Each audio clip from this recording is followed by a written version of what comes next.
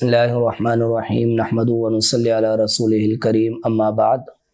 تیسری تراویح کا خلاصہ۔ اللہ تبارک و تعالیٰ نے ابتدائی طور پر ان لوگوں کی مذمت بیان فرمائی اور عذاب علیم بیان فرمایا جو لوگ اللہ تعالیٰ کی آیات کا انکار اور نبیوں کو شہید کیا کرتے تھے، اور پھر اہل کتاب کو جب اللہ تعالیٰ کی کتاب کی طرف دعوت دی جاتی تھی تو وہ اس کا انکار کرتے تھے اور اپنے آپ کو جنتی سمجھتے تھے۔ اس بات کی مذمت کی گئی۔ پھر اللہ تعالیٰ نے اپنی عظیم صفات بیان فرمائی، حکومتوں کا دینا، عزت اور ذلت کا دینا اور ہر قسم کی خیر عطا کرنا، یہ اللہ تعالیٰ کے دست قدرت میں ہے، اور اللہ تعالیٰ انسان کے ظاہر اور باطن ہر طرح کی باتوں سے بخوبی آگاہ ہیں۔ اس سے اگلے رکوع میں اللہ تبارک و تعالیٰ نے اپنے پیارے پیغمبر کو اطاعت کا مرکز اور محور قرار دیا اور اپنی محبت کا معیار قرار دیا۔ بعض انبیاء علیہ السلام کا ذکر فرمایا، حضرت نوح علیہ السلام، ابراہیم علیہ السلام اور آل عمران کا ذکر فرمایا، اور پھر حضرت مریم علیہ السلام کی والدہ کی ایک دعا اور ان کی نظر کا ذکر فرمایا، اور پھر حضرت زکریہ علیہ السلام نے ان کی کفالت کی، اور پھر زکریہ علیہ السلام کو بیٹے کی شکل میں اللہ تعالیٰ نے جو نعمت عطا فرمائی اس کو بیان فرمایا گیا۔ اس سے اگلے رکوع میں حضرت مریم علیہ السلام کو بیٹے کی خوشخبری دی گئی، حضرت عیسیٰ علیہ السلام کا نام تجویز کیا گیا، ان کی دنیا اور آخرت میں بزرگی اور قرب کو بیان کیا گیا، اور اللہ تعالیٰ نے عیسیٰ علیہ السلام کو جو معجزات عطا فرمائے ان معجزات کو بیان کیا گیا۔ اس سے اگلے رکوع میں حضرت عیسیٰ علیہ السلام کو اللہ تعالیٰ نے زندہ آسمانوں پر اٹھایا، اس بات کو بیان کیا گیا، اور پھر عیسیٰ علیہ السلام کی مثال حضرت آدم علیہ السلام کی تخلیق سے دی گئی، اور نجران سے آنے والے وفد کے ساتھ نبی علیہ السلام کا جو مباہلہ ہوا اس کو بیان کیا گیا، اور پھر اس کے بعد اہل کتاب کو مشترکات میں اتحاد کی دعوت دی گئی، اور اہل کتاب کو خوش فہمیوں سے منع کیا گیا کہ حضرت ابراہیم علیہ السلام کی طرف نسبت کرنا تمہارا غلط ہے، اس لیے کہ حضرت ابراہیم علیہ السلام نہ تو یہودی تھے اور نہ عیسائی تھے، بلکہ وہ اللہ کی طرف رجوع کرنے والے ایک مسلمان تھے۔ اور اس کے بعد اہل کتاب کو اللہ تعالیٰ کے راستے سے منع کرنے اور کفر کرنے سے منع کیا گیا۔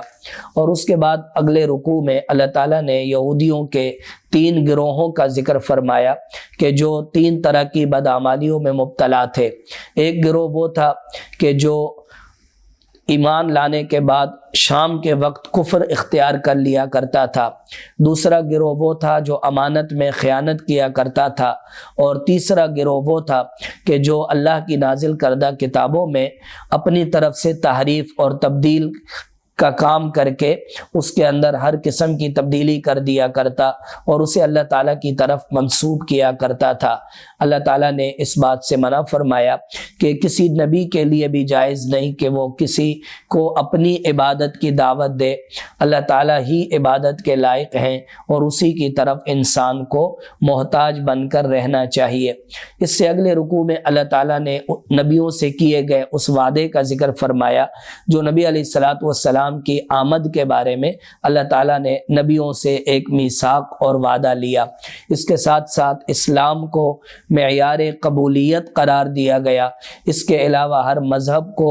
رد کر دیا گیا، اور جو لوگ کفر اختیار کرتے ہیں اللہ تعالیٰ نے ان کے لیے عذاب کا اعلان فرمایا، اور یہ بات بیان فرمائی کہ اگر ایمان اور اسلام کے مقابلے میں وہ زمین بھر کر سونا بھی پیش کریں گے اللہ تعالیٰ ان کی طرف سے یہ سونا بھی قبول نہیں فرمائیں گے۔ اس کے بعد آگے چوتھا پارہ شروع ہو رہا ہے۔ اللہ تعالیٰ نے اپنے رستے میں مرغوب اور محبوب چیز خرچ کرنے کا حکم فرمایا، بیت اللہ شریف کی بنا اور عظمت کو بیان کیا گیا، اور یہودیوں کو پھر ایک بار دعوت دی گئی کہ وہ کفر کرنے سے رک جائیں اور اللہ تعالیٰ کے رستے سے روکنے سے رک جائیں۔ اس سے اگلے رکوع میں اللہ تعالیٰ نے ایمان والوں کو اپنی نعمت یاد دلائی کہ تم دشمن تھے، اللہ تعالیٰ نے تمہیں آپس میں محبت عطا فرمائی، شیر و شکر کر دیا، اللہ تعالیٰ کی رسی کو مضبوط تھام لو۔ کچھ لوگ ایسے ہونے چاہیے جو اچھائی کا حکم دیں اور برائی سے منع کریں، اور پھر قیامت کے دن اچھے اور برے لوگوں کا انجام بیان فرمایا۔ اس سے اگلے رکوع میں اللہ تعالیٰ نے اہل ایمان کو اور مسلمانوں کو جو بہترین امت قرار دیا، امر بالمعروف نہی عن المنکر کی وجہ سے اس کو بیان کیا گیا، اور پھر یہودیوں کی کچھ بری خصلتوں کو اور ان کی ذلت کو بیان فرمایا۔ اس کے ساتھ جو اچھے لوگ ہیں ان کے اندر عبادت گزار لوگ ہیں، اللہ تعالیٰ نے ان کی تعریف بیان فرمائی۔ اگلی رکوع میں اللہ تعالیٰ نے مسلمانوں کو منع فرمایا کہ وہ کافروں کو اپنا بھیدی اور جگری دوست نہ بنائیں، اس لیے کہ وہ مسلمانوں کو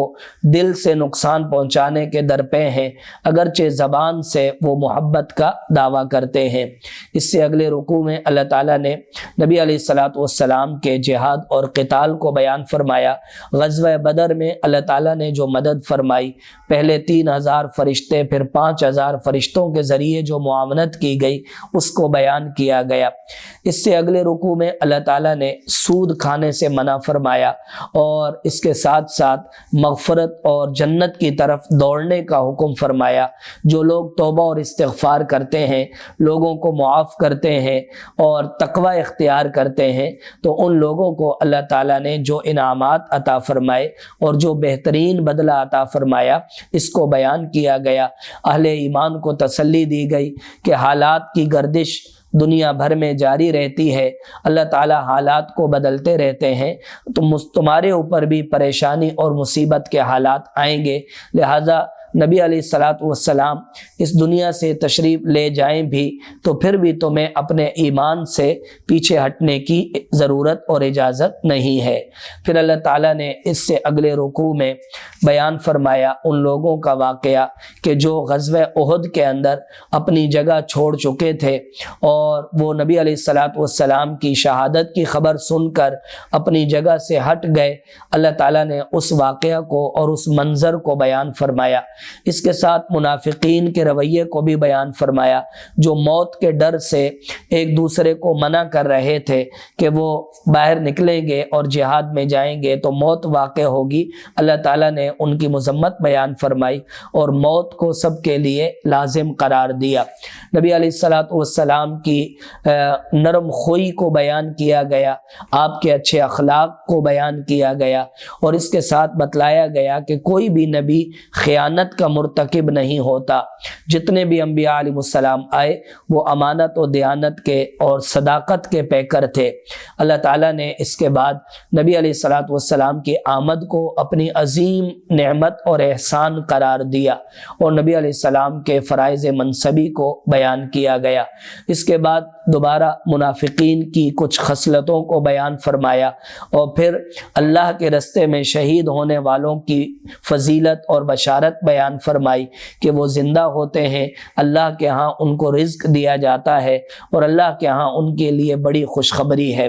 پھر وہ لوگ مسلمان کہ جو تکلیف آنے کے باوجود ڈٹ کر مقابلہ کرتے ہیں، ان کی عظمت کو اجاگر کیا گیا۔ پھر کفار کے بخل کو بیان کیا گیا، اور جو لوگ بخل کرتے ہیں اللہ تعالیٰ نے ان کی سزا بیان فرمائی کہ یہ بخل کل قیامت کے دن توق بنا کر ان کے گلے میں ڈالا جائے گا۔ اس کے بعد اگلے رکوع میں اللہ تبارک و تعالیٰ نے یہودیوں کی مذمت بیان فرمائی کہ جو انبیاء علیہ الصلوۃ والسلام کو شہید کرتے تھے، اللہ تعالیٰ کو فقیر قرار دیتے تھے، ان لوگوں کی مذمت، اور پھر دنیا سے ہر انسان کے جانے کو بیان کیا گیا کہ ہر نفس کو موت کا ذائقہ چکھنا ہے، اور ہر انسان نے اپنے اعمال کا پورا بدلہ وصول کرنا ہے۔ آخر میں ان لوگوں کی مذمت بیان کی گئی جو نیک عمل نہ کرنے کے باوجود اپنے لیے تعریفوں کے بل باندھتے ہیں اور اپنے لیے تعریفیں چاہتے ہیں۔ اللہ تعالیٰ نے ان لوگوں کی مذمت بیان فرمائی۔ آخری رکوع میں اللہ تعالیٰ نے اپنی عظیم قدرت کے نمونے بیان فرمائے، اور پھر